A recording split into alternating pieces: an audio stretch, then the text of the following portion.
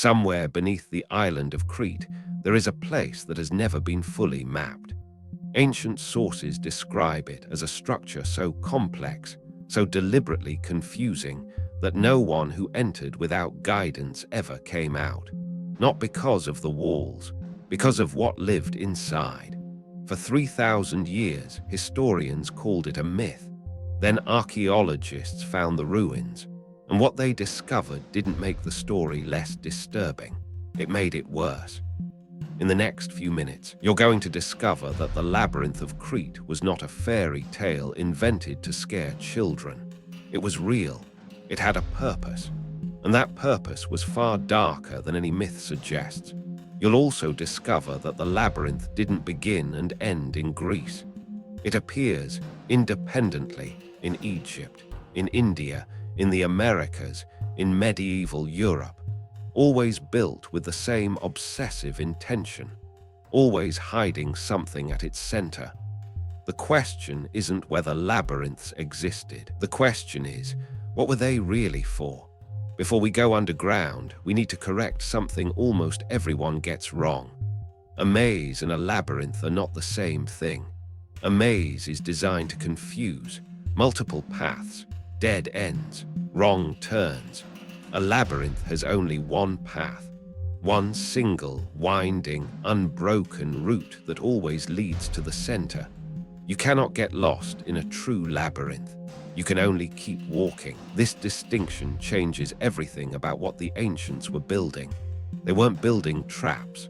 They were building a journey. The oldest labyrinth symbol ever discovered was found in a cave in Sardinia.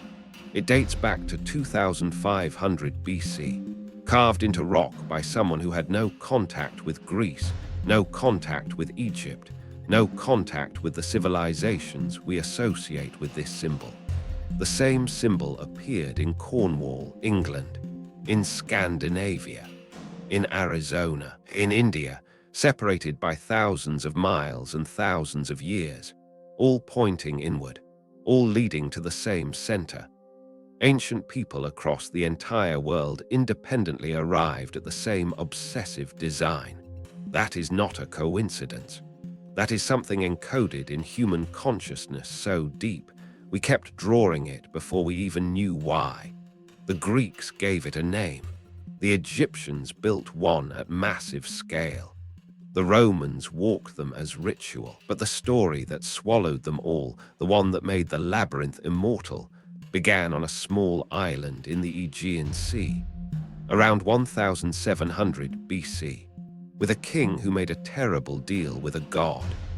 The island of Crete, at the height of Minoan civilization, was the most advanced society in the ancient Mediterranean.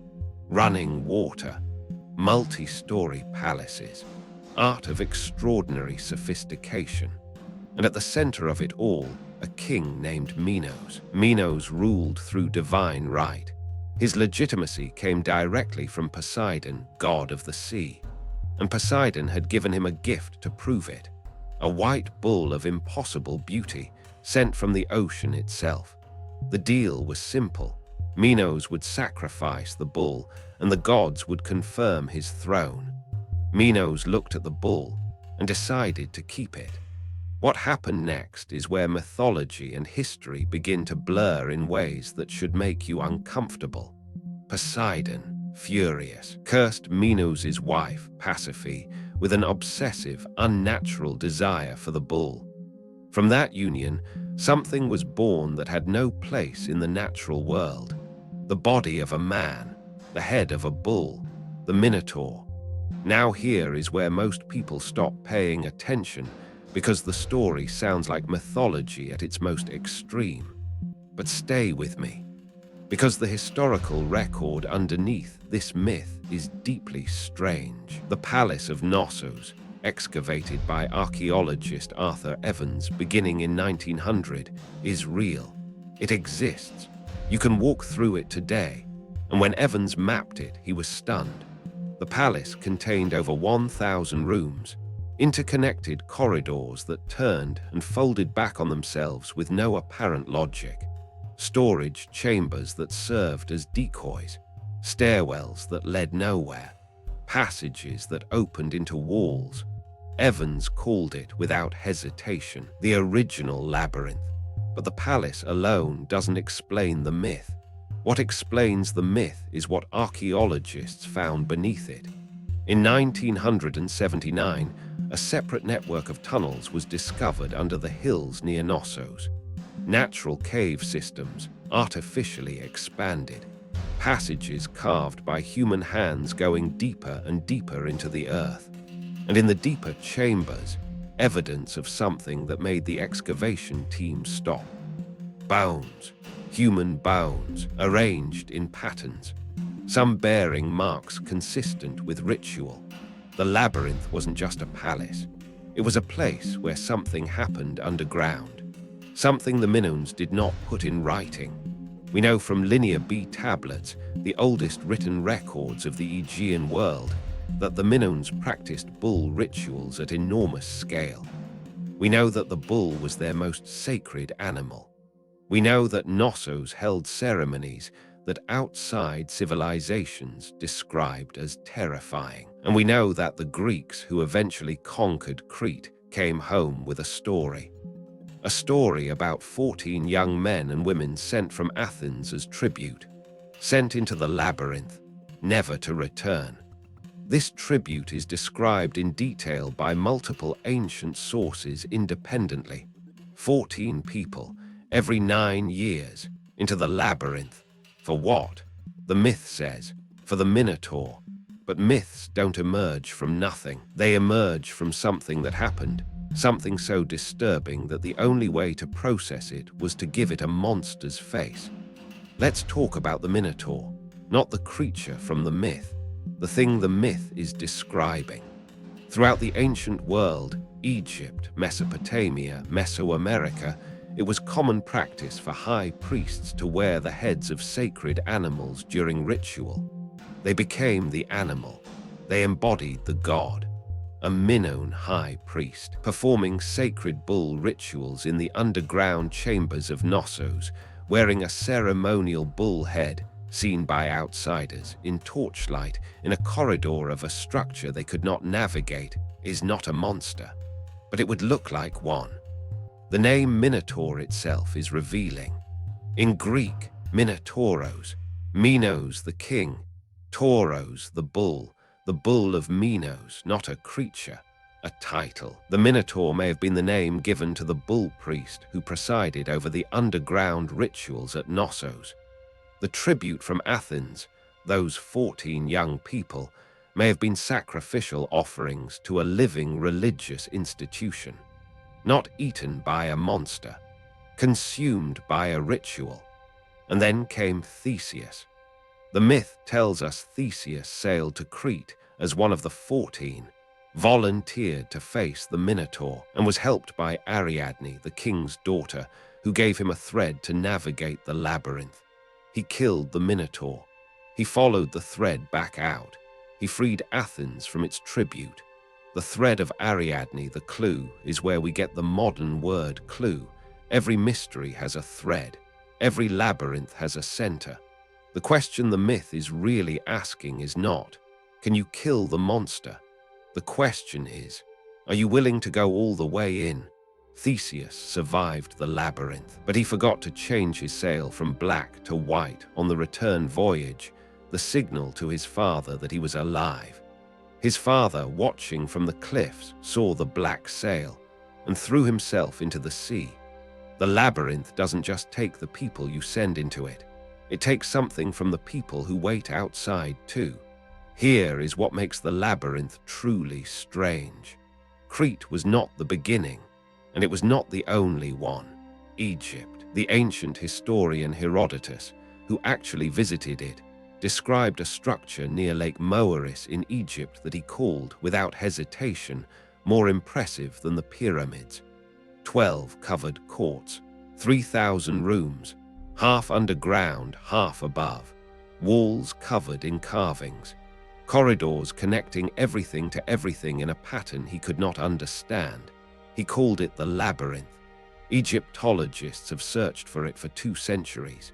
In 2008, a team using ground-penetrating radar found evidence of a massive structure buried beneath the sands of Hawara. The excavation has never been fully funded. It has never been opened. India. The Chakravyuha, described in the Mahabharata, is a military formation in the shape of a labyrinth.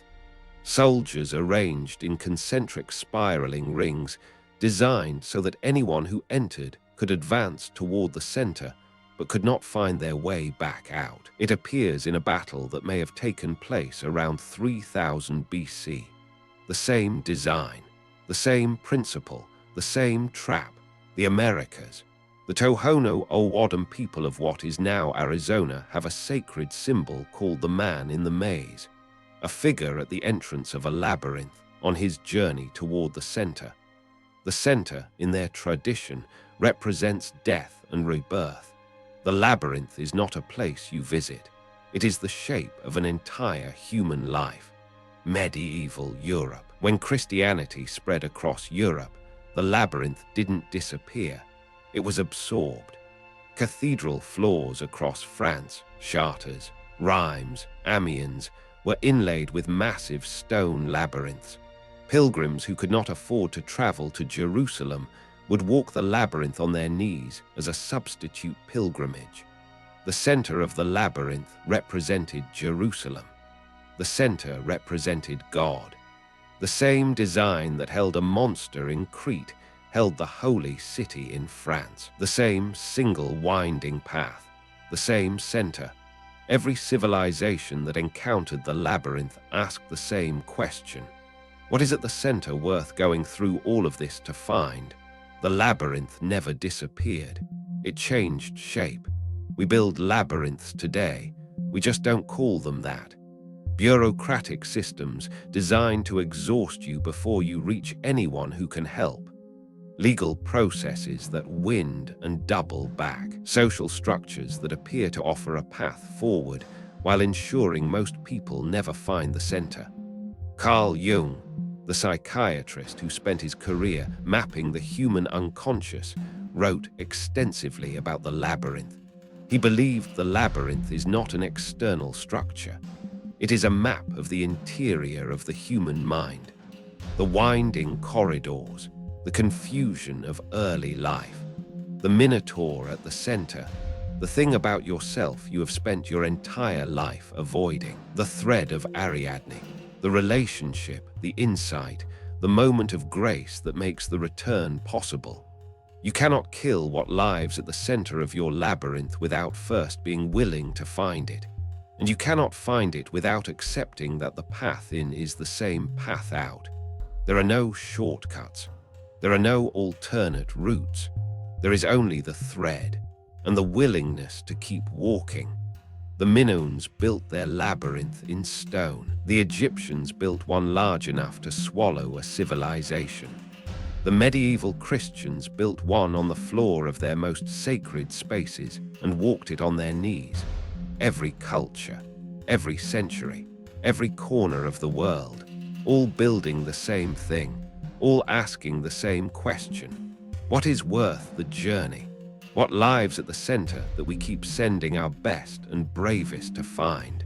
The Palace of Knossos still stands on Crete.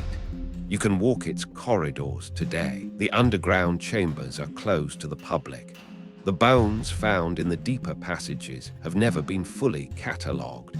And the question of what really happened in the darkness beneath the most advanced civilization of the ancient Mediterranean remains, 3,000 years later, unanswered. Some doors, it seems, were built to stay closed. There is one more thing about Theseus that the myth almost forgets to mention. After he escaped the labyrinth, after he killed the Minotaur, after he sailed home, he abandoned Ariadne, the woman who gave him the thread, the one who made his survival possible. He left her on an island called Naxos while she slept. Ancient sources disagree about why. Some say he forgot. Some say a god commanded it. Some say he simply moved on, the way heroes do when they no longer need what saved them. The labyrinth gives you the monster. It gives you the thread.